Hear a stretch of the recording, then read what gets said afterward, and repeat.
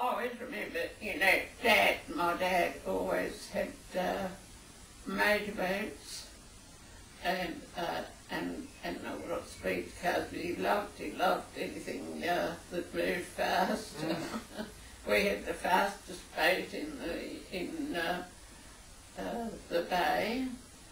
All these trophies and things we always had, and then the car, we used to go in all these hill climbs and things, up wheelers, hills, you know, that was quite a time. And then just the rent out, that was a great thing. That's And we had this car, and we used to be, I think we were 14, and it was big old Renault, and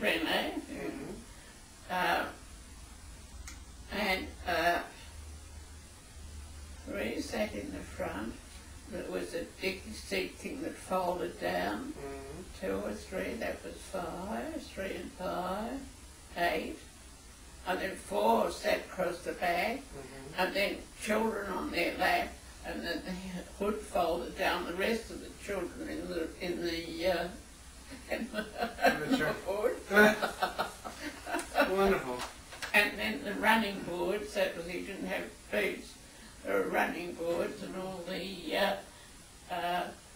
picnic things went on that, and off we got pictures of you there, pictures of us there, all down at Sorrento. And then I used to go, Uncle Dean and I always went with my dad, because he not only had the fastest boat, but he had to go on the races, you know. Oh, right. And we went motorboat races. We were in the motor, he wasn't sales, everything had to have a motor with Grandpa.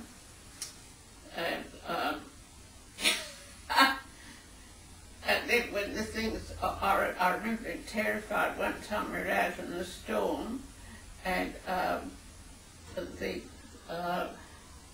was a steering wheel under a bit of thing, and then there was something wrong with that, and there was a tiller that went over the back too, and so we were made to get under the cabin sort of thing there, and he was on the tiller, and he said to Uncle, now if I get washed overboard, just keep on going round in circles till you pick me up.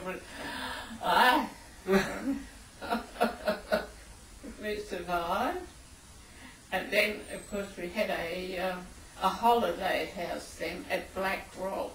It's now and in the suburb. Exactly. The holiday house then, we used to spend all the Christmas holidays there, and we walked down the end of the street, and the beach was there. We had a bathing box, and Uncle Ben had he always was in sales, he had a lovely sailing boat then. And we learned to swim there, and then Dad's boat, that he, you know, we always had different boats, but our boat was moored there too, and we had a dinghy. I've got all these pictures here. Yeah. And there's a jetty there, and we weren't allowed to take the dinghy out to the boat until we could show Dad we could swim from the end of the pier to the shore. And then we had a lovely time with that dinghy. And then the old Cerberus, the old warship, that was there as a breakwater. I think it's underwater now, or practically sunk. And we would go off fishing. We'd go out and catch flathead, catch a big number of flathead, and then we'd all go back. We always, you know, we were lucky we were able to have lots of friends to stay with us. We could each have a friend, and that went on until I was about, I suppose 10 or something. I don't know how old I was when the Depression came. And my dad was lucky, he was one of the lucky ones. He, you know, he worked right through the Depression. But the house had to be sold because we were all at private schools. And the last year that I was at school, the house had to go. And then Uncle Ding, I Miss Shady, find that out to give you Uncle Ding's, there's a thing about his life, which is very interesting, the life that he's led. He wanted to go into the Navy, but you had to leave home at 14 to go as a midshipman, and all the family knows far too young to know his own mind, so they stopped him. And then when he was 16, he was one of the youngest ones that went through Duntree, and he managed to be selected for that. So he went to Duntree, which meant that he was, his education was, he must have had his matrica, I think we called it a matric or something, he had to have that. And then the rest, and he came out, of course, with a Bachelor of Military Engineering, and then they sent him on to Sydney University, where he got his Civil Engineering degree, and that's when he met Auntie Margaret.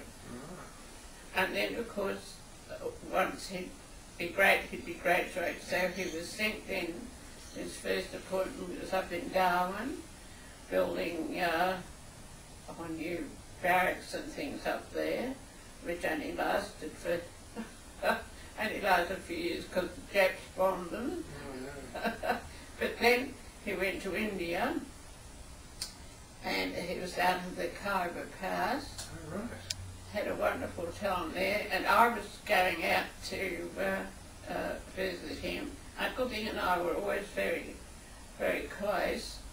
I was going out to visit him, and then the war broke out, and he was recalled to go. He went away on the first page. He was his adjutant of the 6th Divi. He took off on the first boat that left Australia. So, but then, of course, when he went away, then Auntie Margaret took up with somebody else, and she was engaged to him.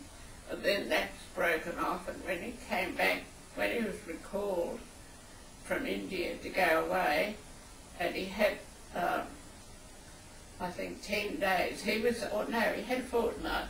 He was the only one that knew, well, in the family, at the military, that they were going so soon.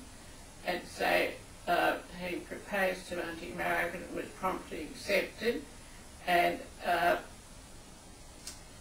then he rang up, I'll never forget my mum's face, he rang up from Sydney this particular night and said, "Oh, Mother, you know, how he is, he's always, he doesn't carry on, he's very, oh, Mother, I'd like you to know Isabel and I are engaged." And Mother said, "Oh, I'm so pleased," because we all knew her, of course, by this stage. She'd been a girlfriend earlier on. Oh, I was delighted to hear that. And then there was a pause. "Mother, Isabel and I are being married next Friday. Can you manage to get up here next Friday?" And I saw my mother gulp, and she said, "Alfred, you realise Mary's being married on the Saturday, don't you?" Oh my goodness. Unfortunately, well, he didn't say well, unfortunately this is the way it has to be. So my poor dear mother had to go up to Sydney, and no flights, you know, no planes or anything. No. Got up there, went to that wedding, had to come down again on the train at night for my wedding the next day. Oh my goodness.